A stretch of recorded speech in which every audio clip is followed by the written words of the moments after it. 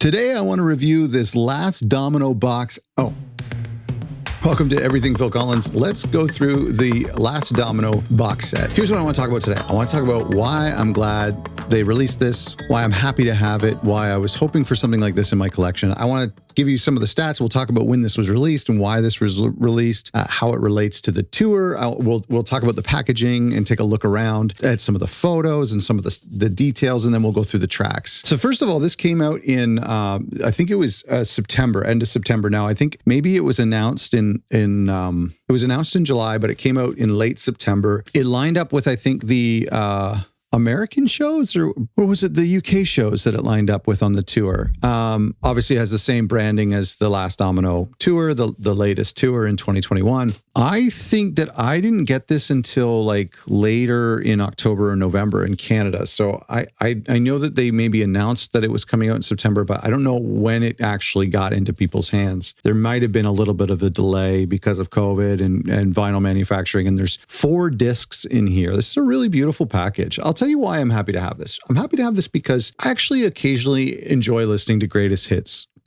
packages. One of my favorite Genesis releases, and I think being a Genesis fan, sometimes you have to reconcile the diversity in sound in their catalog. And so sometimes you'll be listening to Battle of Epping Forest, and then all of a sudden Tell Me Why comes on, or you listen to I Can't Dance, and then The Lamb Lies Down on Broadway. So that juxtaposition I actually quite enjoy. And so sometimes I like to listen to Genesis music on shuffle, or I have a couple playlists on Spotify. My favorite package that I always kind of wanted them to release on vinyl was the Turn It On Again from 1999. Now that was mostly the actual radio hits, a lot of catchy tunes, but I really liked that album. And I didn't have a greatest hits package on vinyl from Genesis. So listen, I love to listen to an album all the way through. Just last night, I listened to Wind and Wuthering all the way through. Beautiful fall experience. I love to listen to Selling England by the Pound all the way through. Sometimes I like to listen to Invisible Touch all the way through, or Duke. I love that album experience, especially on albums like Selling England or Duke, where Invisible Touch, where the sonic thread continues throughout the whole album. But there's also times where I just like a good mix, and I have a great Spotify playlist for Phil Collins, a couple of them. Some of them are on our website, everythingphilcollins.com, and I have a couple of good Genesis playlists I like to listen to as well. So I do like having a greatest hits package, and I listen to music primarily on vinyl at home. I have a nice little setup with my record collection, some good speakers in my living room, and that's just really how I prefer to listen to music. And so to not have a Genesis greatest hits collection, or a mixtape, if you will, on vinyl, I've always just kind of wished for, a 1 or 2 disc greatest hits package. So this really checked that box for me, because now I can put this on and it's kind of a surprise of what comes next. One of the cons is actually something that I enjoy about it, is the kind of weird track listing. I mean, if you were to put together a box set like this and you weren't trying to follow along with the set list of the show, you would probably do like early stuff into the later stuff maybe, or maybe you would just curate it a little bit better, where like, a peaceful song like Hold On My Heart might go into something that's a little bit older, like Carpet Crawlers, for example. But on this package, the juxtaposition is kind of weird when you have something like Afterglow into Hold On My Heart, which is okay, No Son of Mine into Firth of Fifth, which is kind of weird, or Lamb Lies Down on Broadway into Deep, which I think is kind of weird. But I also kind of like that. I just kind of like that I put any random side on and you don't really know what's going to come next. And I think if you're a diehard Genesis fan, No Son of Mine, Firth of Fifth, Duchess, you love them all. So I love this box set. This really filled a gap in my collection of just like a greatest hits on vinyl. Some people don't really see the point in greatest hits packages, but here's my problem. I like Genesis more than I like money. That's my cross to bear. Now, as I'm recording this, just a couple days ago, there's been rumors of a BBC box set that's going to come out soon, and that's really exciting for me. I have tons of live bootlegs, not tons, but I have quite a few live bootlegs. I'm hoping to get more, but I'm excited to have some new live recordings that might not sound as great as Seconds Out per se, or The Way We Walk, but maybe is at least we know that it's not just like a bootleg. We know that it's been touched up with modern technology. So I'm excited for what that is going to come out, and I'm definitely going to buy it. So this was a tour companion, right? This was something as a way to celebrate the tour, to promote the tour, to kind of capitalize on the tour. This came out around the Christmas season in the fourth quarter of 2021. So it was a way for them to sell something to people who maybe couldn't go to the tour or who wanted to relive the tour. And this is honestly for me, like I got this for Christmas because it had been just a couple weeks since I went to the show. And so for me, this is like a total companion piece. I'd rather spend $70 on this than $60 on a t-shirt. To me, this is a better companion piece, just for me anyway, who loves vinyl and a bit of a completist in my vinyl collection. I think the retail is $79 US, maybe $69 on Amazon. I think I paid $79 or $89, which is pretty normal for a really nice box set. Here's what I like about it. Let's talk about the packaging real quick, and then I'll show you some of the insides. Now, it's all black vinyl, which is fine. It could have been nice if it was purple or transparent or white or a combo. Maybe if they had done the color logo and then they pull the color from each one for vinyl, that gets expensive and it's hard to manage. And we know this is a kind of an opportunistic package, right? Like they aren't necessarily putting together the best package. They're doing something that's good, but really it's a Christmas present, right? What I like about it is this very hard cardboard. It's almost got that rubbery texture that the Phil Collins releases of 2016 had, like the both sides and Dance into the Light have like a really nice texture to them. So that's what this has. And I really like that. I love that it has a super thick spine and really hard, stiff spine.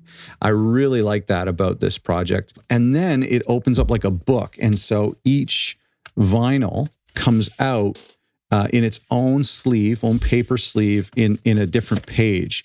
So when you compare this to Phil Collins box set, the singles box set, which I didn't bring a copy up, I'll do a review of sometime. I don't love that one because it literally comes in a box, and you take the lid off, and then there are just these black paper sleeves. It's kind of cheap. It really is kind of cheap. So I was afraid they were going to do that and follow in this model, but this is really nice. It's a really good way to do a box set. I've actually never seen it before because it's not really a box, it's like a book. So I really do like the packaging. I was pleasantly surprised. The photos are strange.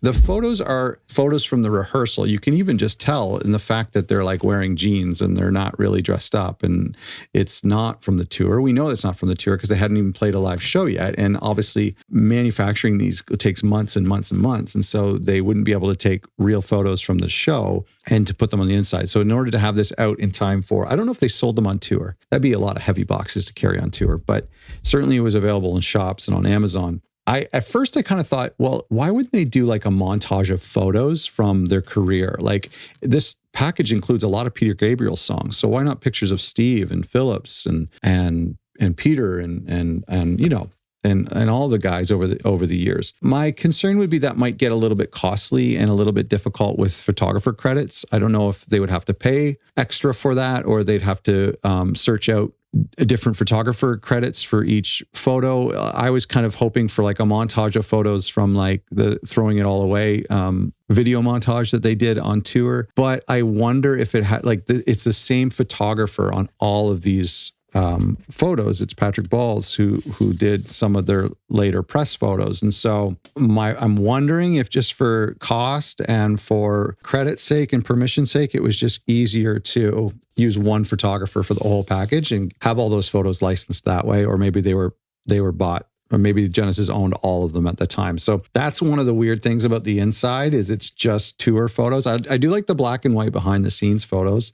The pictures of gear and set list is cool. Do you want to see the vinyl? Should I show you the vinyl? There's quotes too, which is cool on the inside.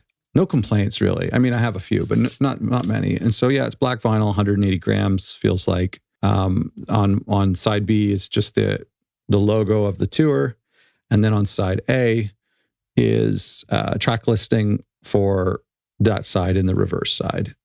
Really nice. Really, really nice. Let's go through the track listing quick, and then I'll let you get on with your day. So disc 1, side A is Duke's End, Turn It On Again, Mama, and Land of Confusion. Obviously, this is the set list, right? This is approximately the set list from the tour. Disc 1, side B is Home by the Sea, Second Home by the Sea, and Fading Lights. That's kind of a cool side. Disc 2, Cinema Show. I've already talked about that. Afterglow and Hold On My Heart. Disc 2, side B is a big one. Jesus, He Knows Me, That's All, The Lamb Lies Down on Broadway, In Too Deep, Follow You, Follow Me. Disc 3, side A is Duchess, No Son of Mine, and Firth the Fifth. Disc 2, side B is I Know What I Like, Domino, and Throwing It All Away. Kind of interesting that Throwing It All Away comes after the Domino Suite on Invisible Touch, and it comes after the Domino Suite here. And the final disc, disc 4, side A is Tonight, Tonight, Invisible Touch, and I Can't Dance. And then side B of the final disc is Dancing with the Moonlit Night, Carpet Crawlers, and Abacab.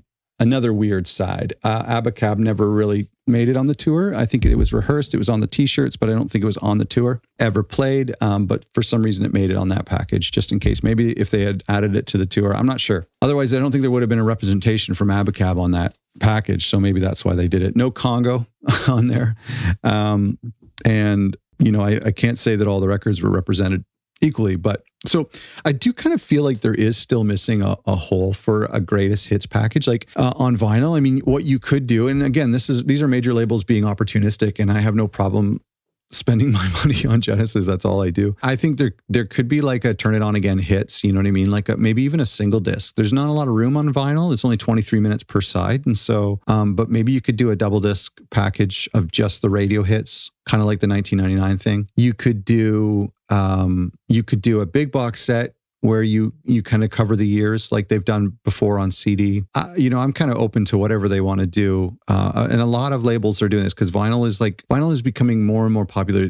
But more than that, it's the catalog releases, because there are people who are 15, 16 years old who weren't even alive when they toured in 2007, who are now getting little turntables and are getting into the bands that their parents were into. And so, and they wanted, and it's easier for them, instead of going to crate digging in record stores or at fairs, it's easier for them just to go to a retail store in the mall. And so major labels are making kind of cool little vinyl packages of really old catalog records and putting them in places like Hot Topic or in Urban Outfitters as a way to introduce new generations to catalog artists. And so we may still see something like that. We may still see kind of like an 80s Phil Collins greatest hits package that's sold to a younger demographic that just has stuff like Groovy Kind of Love, Against All Odds, Suicidio, One More Night, that kind of stuff. So I'm open for all those things. I really don't care. If I don't want it, I don't buy it. But most of the time I want it, much to the chagrin of my bank.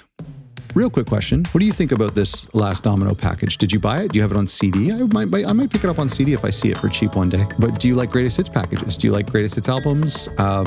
What do you think that Genesis still needs to release? Let me know in the comments. I'd love to hear from you. Thanks for watching. Please subscribe.